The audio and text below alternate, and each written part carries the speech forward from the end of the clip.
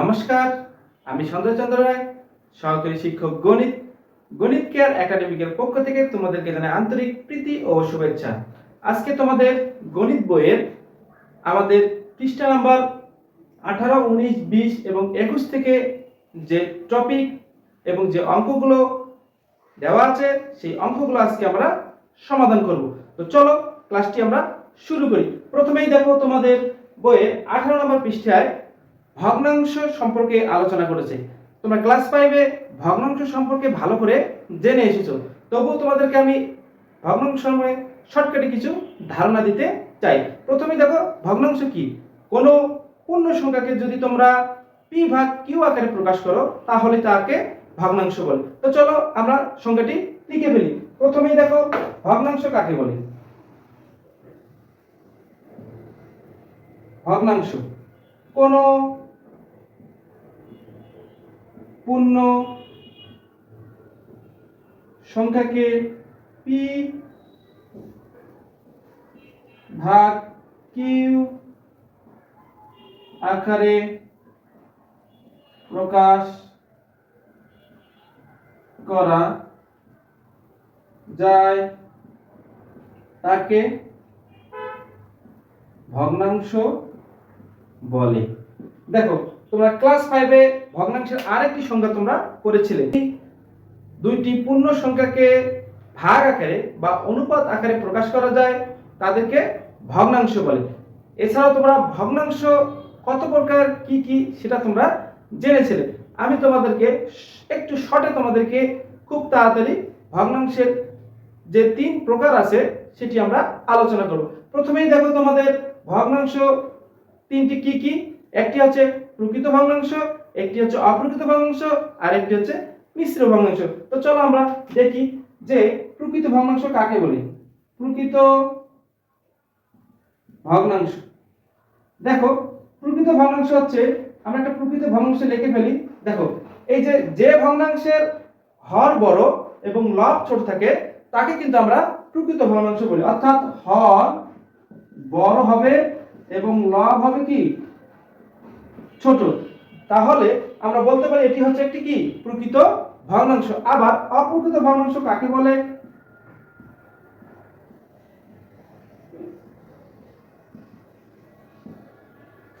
তাহলে দেখো আমরা একটা উদাহরণ লিখি। ধরো এখানে 6 আর এখানে আছে 7, অর্থাৎ যে ভগ্নাংশের হরটা হবে ছোট এবং লবটা হবে বড় সেই ভগ্নাংশটি হবে কি আমাদের অপ্রকৃত ভগ্নাংশ। অর্থাৎ আমরা বলতে পারি প্রকৃত ভগ্নাংশ হচ্ছে যে ভগ্নাংশের হর বড় এবং লব ছোট তাকে প্রকৃত ভগ্নাংশ বলে। যে ভগ্নাংশের হর ছোট এবং লব বড় সেটি হচ্ছে আমাদের অপ্রকৃত ভগ্নাংশ। এখন আছে তোমাদের কি মিশ্র ভগ্নাংশ কাকে বলে। মিশ্র ভগ্নাংশ,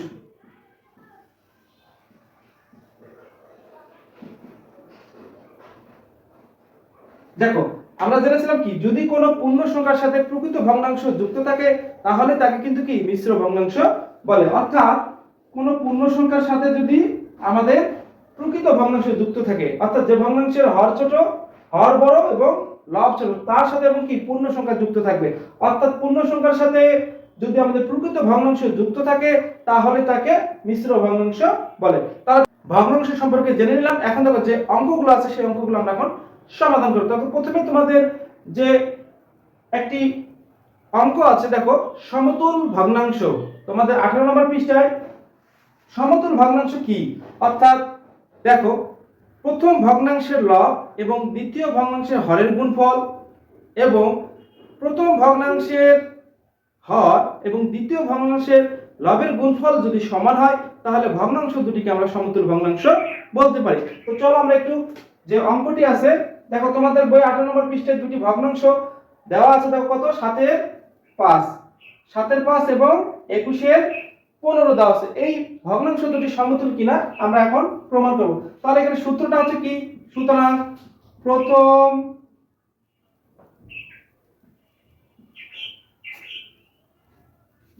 দেখো প্রথম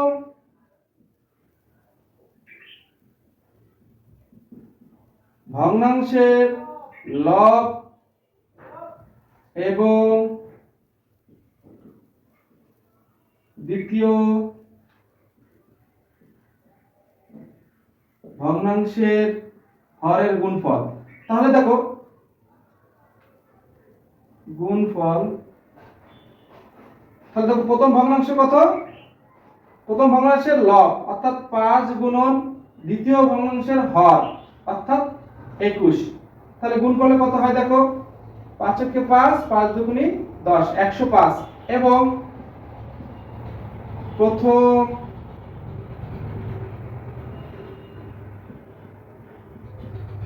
ভগ্নাংশের হর এবং দ্বিতীয় ভগ্নাংশের লব লবের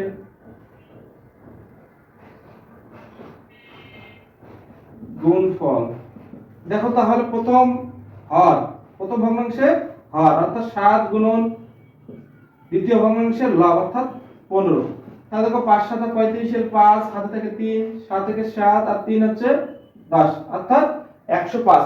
দুইটি ভগ্নাংশের প্রথম ভগ্নাংশের লব এবং দ্বিতীয় ভগ্নাংশের হরের গুণফল করে আমরা দেখো 105 পেয়েছি, এবং প্রথম ভগ্নাংশের হর এবং দ্বিতীয় ভগ্নাংশের লবের গুণফল করে আমরা 105 পেয়েছি। তাহলে দেখো দুইটি গুণফলই কিন্তু আমার সমান, অর্থাৎ তাহলে আমরা বলতে পারি যে ভগ্নাংশ দুটি এখানে দেওয়া আছে, সেই ভগ্নাংশ দুটি অবশ্যই কি সমতুল ভগ্নাংশ। তাহলে আমরা এইভাবে লিখতে পারি ভগ্নাংশ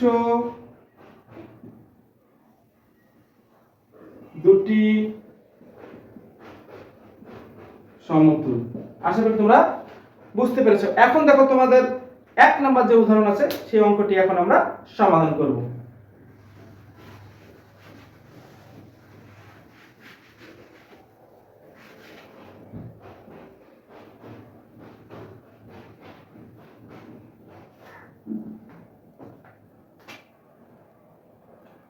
দেখো দেখো উদাহরণ 1 নাম্বার যে অঙ্কটি আছে, 2 পূর্ণ 5 এর 2 কে সাধারণ ভগ্নাংশে প্রকাশ করো।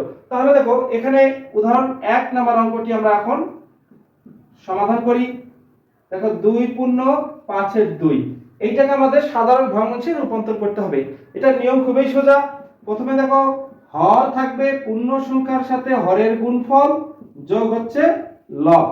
ভালো করে একটু ক্লাসটি মন দিয়ে করো, তাহলে বুঝতে পারবে। তাহলে দেখো প্রথমেই মনে রাখবে এখানে হর যা আছে তার সাথে পূর্ণ সংখ্যা যেটি থাকবে তার গুণ করতে হবে এবং লবটিকে আমাদের যোগ করতে হবে। তাহলে দেখো 5 5 দুগুণী 10 যোগ 2, তাহলে নিচে 5, 10 আর 2 যোগ করলে কত হয় 12। এটি হচ্ছে আমাদের সাধারণ ভগ্নাংশে প্রকাশ, এটি হচ্ছে আমাদের উত্তর। আশা করি তোমরা বুঝতে পেরেছো। এখন তোমাদের উদাহরণ 2 নাম্বার যে অঙ্কটি আছে সেই অঙ্কটি আমরা সমাধান করি।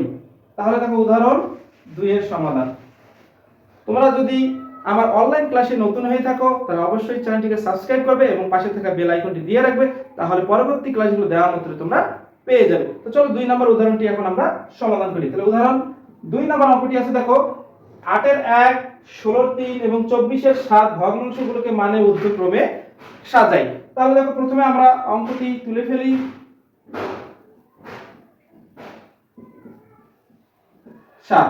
এই অঙ্কগুলো করার ক্ষেত্রে তোমাদের একটা ছোট জিনিস মাথায় রাখতে হবে, এখানে আমাদের ভগ্নাংশগুলো কোনটি বড় এবং কোনটি ছোট সেটি আগে আমাদের নির্ণয় করতে হবে। এটি নির্ণয় করতে গেলে প্রথম কাজ আমাদের হরের ভগ্নাংশগুলোর হরগুলোর সমহর করতে হবে। সমহর যদি আমরা করতে পারি তাহলে আমরা খুব সহজেই বলতে পারি যে কোনটি বড় এবং কোনটি ছোট। তাহলে চলো প্রথমে আমাদের হরগুলো সমহর করতে গেলে হরগুলোর লসাগু আগে আমাদের বের করতে হবে। তাহলে দেখো হরগুলোর লসাগু আমরা কিভাবে বের করব, তাহলে সুতরাং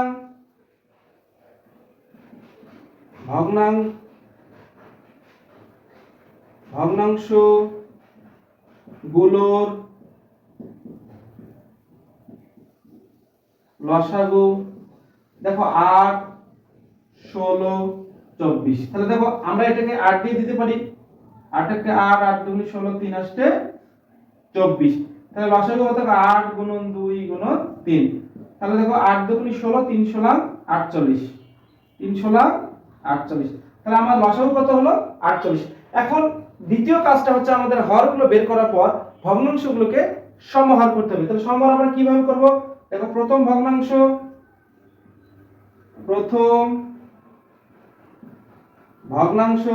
তাহলে প্রথম ভগ্নাংশটি হচ্ছে 8 এবং 1। তাহলে এখানে আমি কত দ্বারা এখানে আমরা মিলাইতে হবে কত? আমার হর কিন্তু আনতে হবে কি, যেহেতু লসাগু বের করতে 48, তাহলে আমার হরে কিন্তু আনতে হবে 48।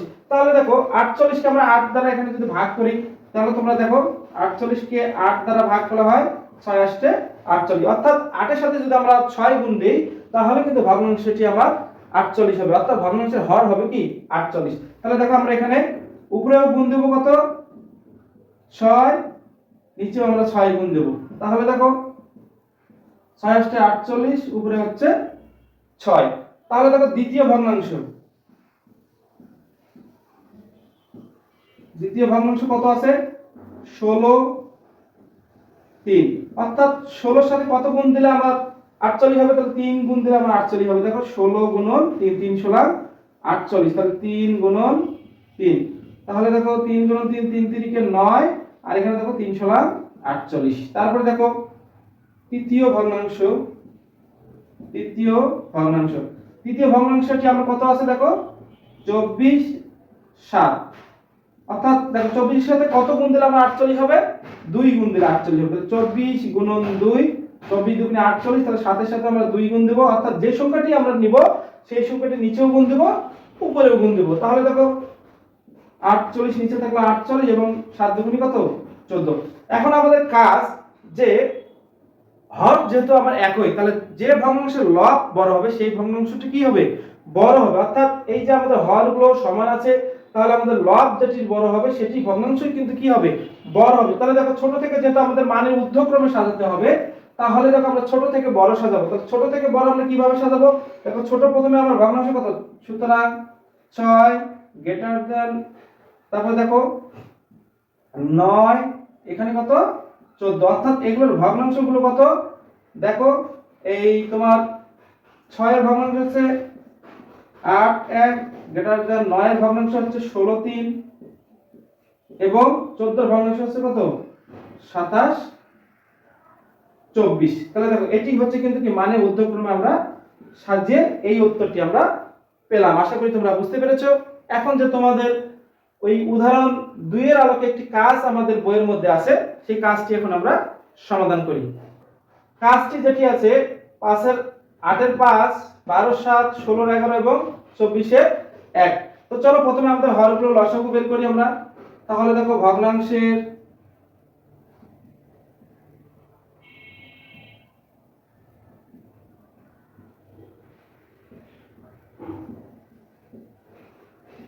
দেখো 8 12 16 24, তাহলে দেখো 8 দিয়ে যদি দেই আমরা 8 কে 8, 12 কে যায় না, 8 দুগুণে 16, 3 আসছে 24। তাহলে দেখো আমরা যদি এখন 3 দিয়ে দেই 1 3 4 12, 2 থাকলো 3 1 3, তারপরে দেখো 2 দিয়ে দিলে 1 2 দুগুণে 4, 2 1 2, তাহলে লসাগু কত হবে 8 গুণন 3 গুণন 2 গুণন 2, অর্থাৎ 2 দুগুণে 4, 3 4 12, 12 কে আমরা 8 দ্বারা গুণ করব। দেখো 8 দুগুণে 16 6, হাতে থেকে 1, 8 কে 8 আর কে 9, কত আমাদের লসাগু বের হলো কত 96। তাহলে দেখো আমরা লসাগু বের করলাম কত 96। এখন আমাদের কাজ হরগুলো লসাগু আমরা বের করে ফেলেছি, এখন আমাদের ভগ্নাংশগুলোকে সমহর করতে হবে। তাহলে দেখো প্রথম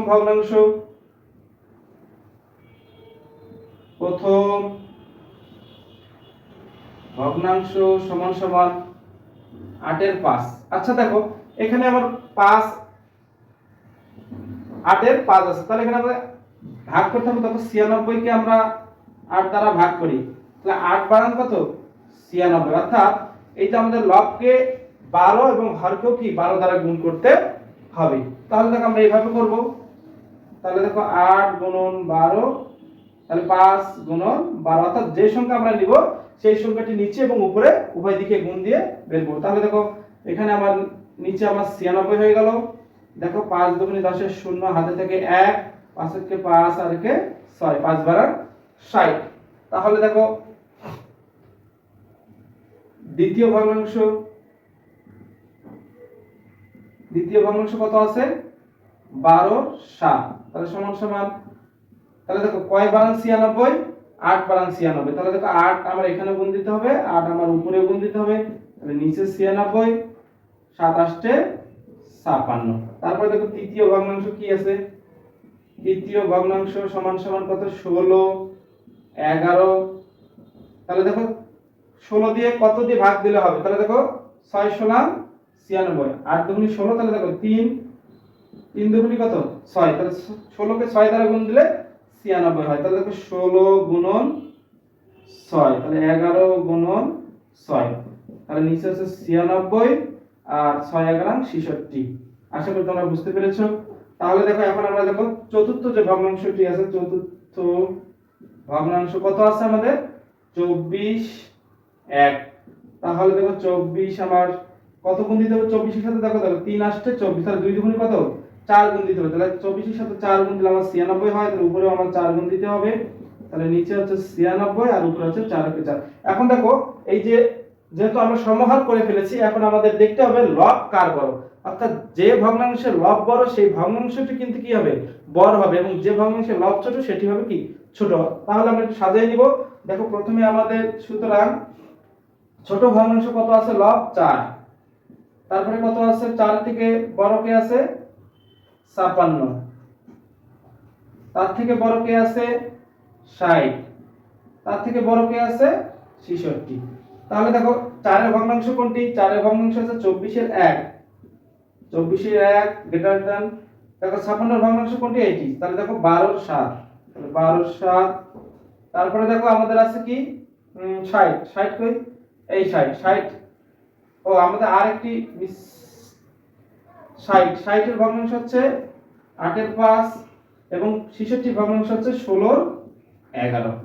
আশা করি তোমরা বুঝতে, এটাকেই বলে কি মানে ঊর্ধ্বক্রমে সাজানো। এটি হচ্ছে আমাদের অ্যানসার। আশা করি তোমরা বুঝতে পেরেছো। এখন তোমাদের পৃষ্ঠা নাম্বার 21 এ উদাহরণ 3 নাম্বার যে অঙ্কটি আছে সেই অঙ্কটি এখন আমরা সমাধান করব। দেখো তো 3 নাম্বার উদাহরণ আছে কত, 3 নাম্বার উদাহরণ সমাধান।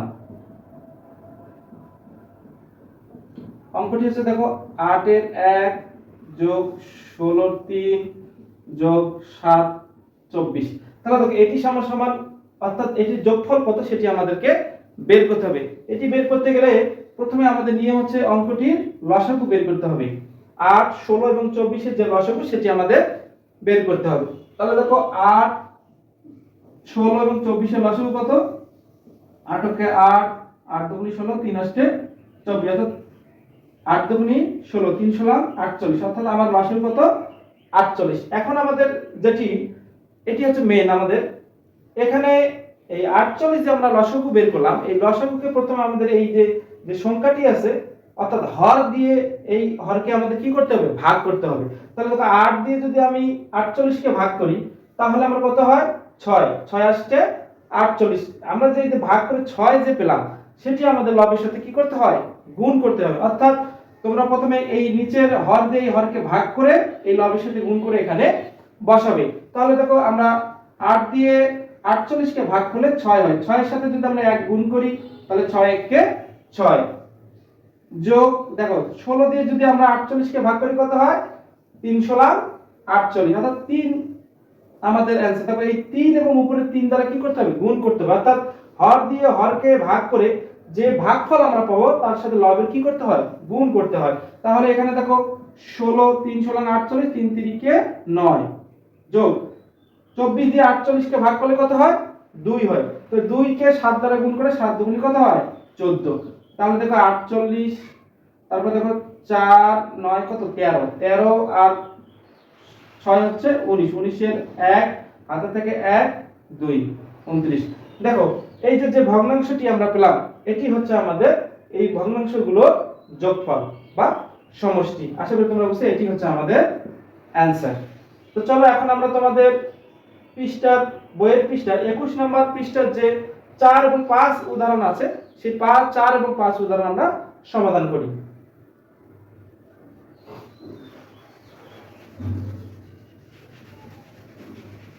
দেখো উদাহরণ 4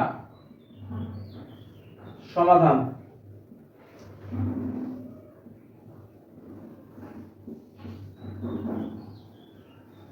দেখো এখানে আমাদের দুইটি মিশ্র ভগ্নাংশের যোগফল বের করতে হবে, অর্থাৎ সমষ্টি নির্ণয় করতে হবে।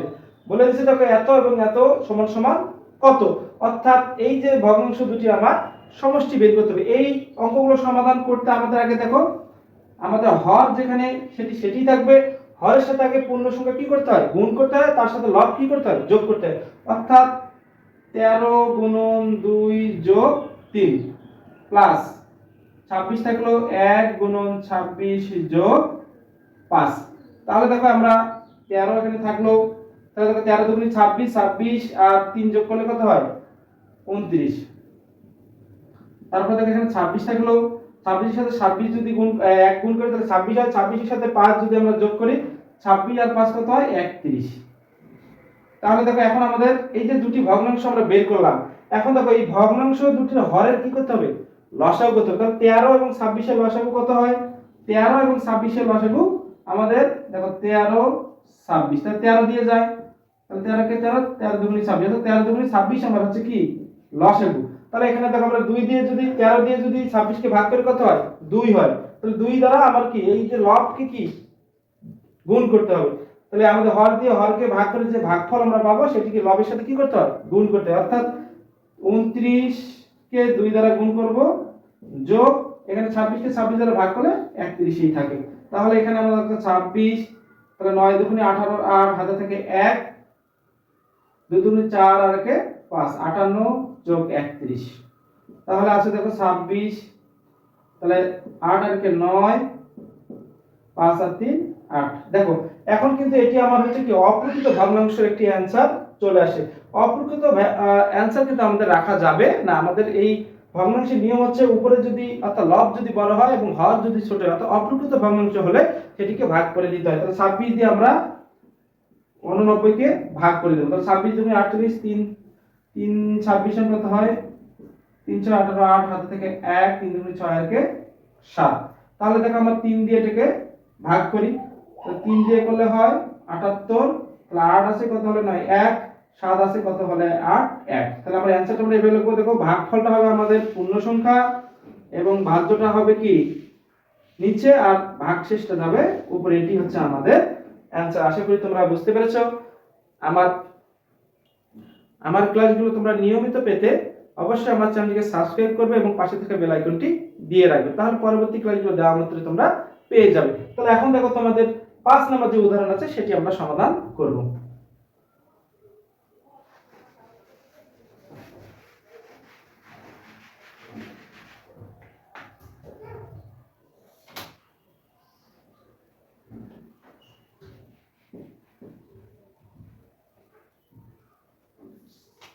দেখো উদাহরণ 5 নম্বর যে অঙ্কটি আছে, দেখো সরল করো। তোমাদের 21 নম্বর পৃষ্ঠা আছে, দেখো 5 নম্বর যে উদাহরণটি সরল করো। তাহলে দেখো কত আছে সমাধান 2 যোগ 1 3 2 মাইনাস 3.5। তাহলে এখানে দেখো প্রথমে আমাদের মিশ্র ভগ্নাংশগুলোকে ভগ্নাংশের রূপে প্রকাশ করতে হবে। অর্থাৎ আমাদের এখান থেকে 3 3 এর কে 3, 3 এর সাথে 1 গুণ করলে 3 হয় এবং 3 এর সাথে 2 যোগ করলে কত হয় 5 হয় এবং এখানে 4 এবং 3। তাহলে দেখো এখন আমাদের ভগ্নাংশগুলো কি করতে হবে, হরগুলো লসাগু করতে হবে। তাহলে হরগুলো লসাগু করতে গেলে প্রথমে দেখো 3 4 কত 12, যেহেতু যায় না ভাগ তাহলে আমাদের গুণ করতে হয়। তাহলে 3 4 কত 12। তাহলে এখন আমাদের কাজ দেখো এই যে ভগ্নাংশটি আছে, অর্থাৎ এগুলো সব ভগ্নাংশ, কিন্তু এটি কি একটি মাত্র সংখ্যা আছে। কিন্তু আমাদের মনে রাখতে হবে এর নিচে কিছু না আছে, কি আছে 1 আছে।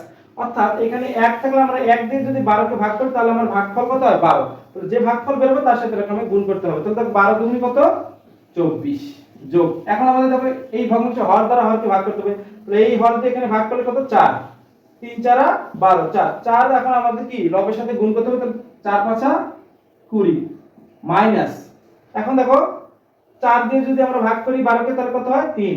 তাহলে 3 এর সাথে 3 গুণ করলে 3 3 কে 9। এখন দেখো নিচে থাকলো আমার 12।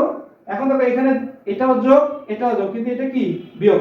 তাহলে দেখো আমাদের সরলের যে নিয়ম, প্রথমে আগে যোগ করতে হবে। প্রথমে আমরা ক্লাস 5 এ শিখেছিলাম যে সরলের প্রথম কাজ হচ্ছে কি ভাগ, তারপরে গুণ, তারপরে যোগ, তারপরে বিয়োগ। তাহলে আমাদের এখানে আগে যোগের কাজটা করে নিতে হবে।